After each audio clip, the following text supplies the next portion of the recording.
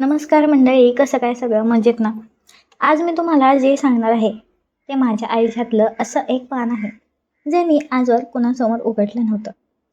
ही गोष्ट आहे कोकणाच्या त्या लाल मातीची आणि तिथल्या सळसळणाऱ्या उसाच्या फळांची. गोष्ट सांगण्यापूर्वी माझी थोडी ओळख करून देतो. माझं शरीर म्हणजे असं रांगडं, शेतात राबून आणि कुस्तीच्या मैदानात घाम गाळून तयार झालेलं माझं शरीर. 6 फूट उंची, माझे खांदे रुंद आहेत आणि छाती पेरदार आहे. माझं शरीर पूर्णपणे रांगडं आणि ताकदवान आहे.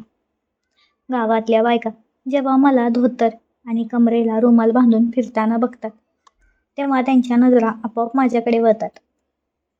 माझं हे शरीर माझं वैभव आहे. माझं लग्न स्वप्नाशी झालं होतं. स्वप्ना म्हणजे अगदी कोवळी पोरगी, पण लग्नानंतर तिच्या 2 बहिणी रंजना आणि रितिका सुट्टीत आमच्या गावी आल्या होत्या. रंजना मोठी होती. वय 40च्या घरात असलं तरी ती अजूनही रसरशीत आणि भरलेली होती.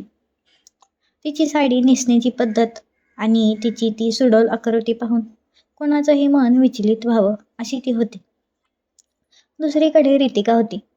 विशीतली ही पोरगी म्हणजे जणू उसाची गोड कांडीच. तिची ती गोरीपान त्वचा आणि कोवळं तारुण्य पाहून रानातल्या पाखरांनाही मोह व्हावा अशी ती होती. एके दिवशी दुपारी खूप ऊन होतं. घरातून बाहेर पडावं तर ऊन भाजत होतं. पण उसाच्या फडात मात्र वेगळी शांतता आणि गारवा होता.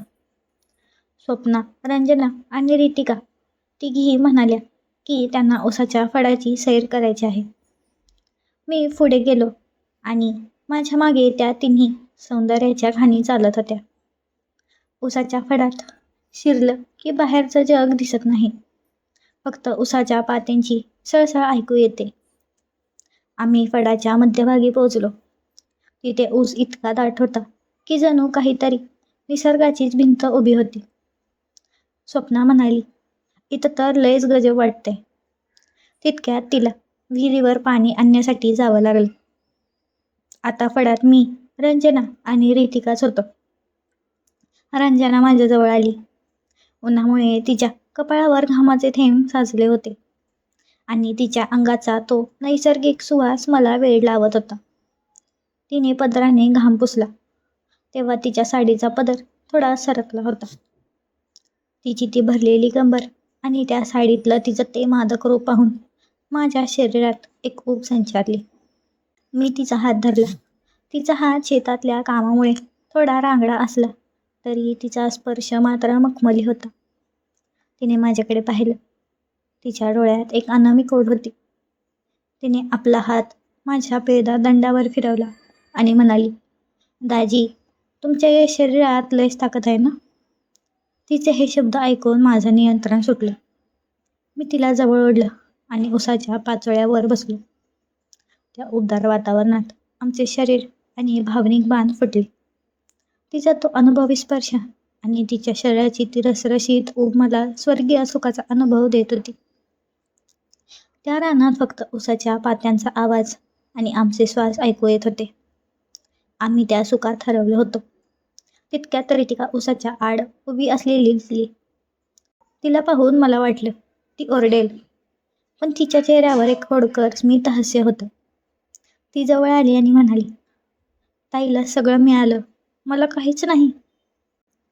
रितिकाचं ते कोवळं तारुण्य आणि तिची ती मादक जडणघडण पाहून मी थक्कच झालो. तिने आपली ओढणी काढली आणि माझ्या गळ्याभोवती टाकली. तिची ती गोरीपान काया आणि हिरव्यागार उसाच्या पार्श्वभूमीवर अधिकच खुलून दिसत होती. तिने माझा हात धरला आणि आपल्या रसरशीत ओठांनी माझ्या कानात काहीतरी कुजबुजले. तिचा तो स्पर्श इतका शिरशिरी होता की मी पुन्हा एकदा त्या प्रेमाच्या खेळात गुंतलो गेलो. रंजना बाजूलाच बसून हसत होती. तिने रितिकालाही या खेळाचा हिस्सा करून घेतलं. रितिकाच्या त्या नखरेल अंदाजी आणि तिच्या कोवळ्या शरीराच्या उभेने मला पूर्णपणे जिंकून घेतलं होतं. थोड्या वेळाने स्वप्ना परत आली.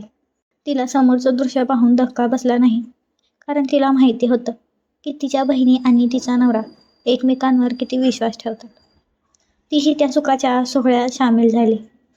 आता त्या उसाच्या फळात मध्यभागी आम्ही चौघंही होतो. बाहेर जगाला काहीच माहिती नव्हतं.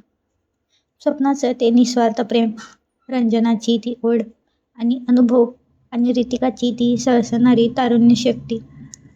मी मध्ये होतो आणि माझ्या भोवती या तिन्ही रसरशीत स्त्रिया होत्या.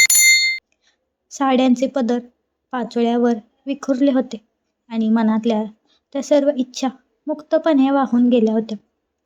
आमचा तो शारीरिक मिलाफ आणि एकमेकांच्या शरीराची ती मादक ऊब याने उसाचा तो फळ जणू काही स्वर्गापेक्षा सुंदर झाला होता.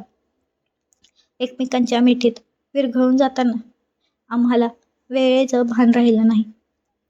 त्या दिवसापासून आमचं हे नातं पूर्णपणे बदलून गेलं. आता आमच्यात कोणताही लपाछपीचा डाव राहिला नव्हता. मी स्वतःची काळजी घेण्यासाठी विटामिन्स आणि पौष्टिक आहार सुरू केला होता, जेणेकरून माझ्या या तिन्ही सौंदर्याच्या खाणींना मी पुरेसा वेळ आणि सुख देऊ शकेन. गावात आम्ही एक सामान्य कुटुंब म्हणून राहतो, पण उसाच्या त्या फळातलं आमचं हे गुपित तुम्हाला आता माहितीच झालं. आजही जेव्हा आम्ही त्या उसाच्या रानात जातो तेव्हा त्या जुन्या आठवणी ताज्या होतात. माझं ते रांगडं शरीर आजही त्या तिघींच्या सेवेसाठी सज्ज असतं. आमचं हे नातं जगासाठी कदाचित वेगळं असेल, पण आमच्यासाठी ते सर्वात सुखी आणि समाधानी आहे. उसाच्या त्या रानात आता फक्त कष्ट नाही, तर तिथे आता प्रेमाचा, विश्वासाचा आणि एका मखमली उभेचा कायमचा वास आहे. तर मंडळी, ही होती माझी ही रसरशीत कहाणी. प्रेम हे फक्त एका व्यक्तीपुरतं नसतं, तर ते विश्वासावर आधारलेलं असतं. आणि जेव्हा विश्वास असतो तेव्हा असं सुख मिळतं जे शब्दात सांगणं कठीण आहे. मित्रांनो, तुम्हाला ही कथा कशी वाटली हे मला कमेंट करून नक्की सांगा. अशाच कथा ऐकण्यासाठी माझ्या चॅनलला नक्की सबस्क्राईब करा. भेटूया पुढच्या कथेमध्ये.